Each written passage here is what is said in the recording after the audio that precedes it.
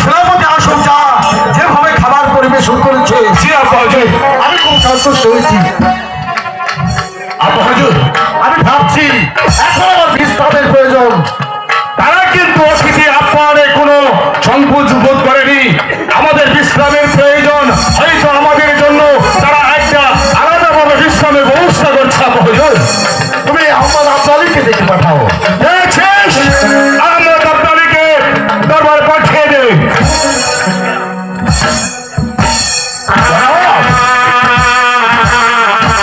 এসো এসো। আপনার সেবা যত্নের কোনো তো ত্রুটি হয়নি আলম। আহমদ আব্দালি, তোমার সেবা যত্নে আমি খুব সন্তুষ্ট হয়েছি।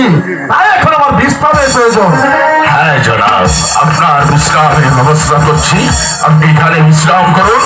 আর শাহজাদা করিমনিসা, আব্দালি, তুমি পাশের রুমে বিশ্রাম করুন। ঠিক আছে আব্বা হুজুর, আপনি কোনো চিন্তা করবেন না।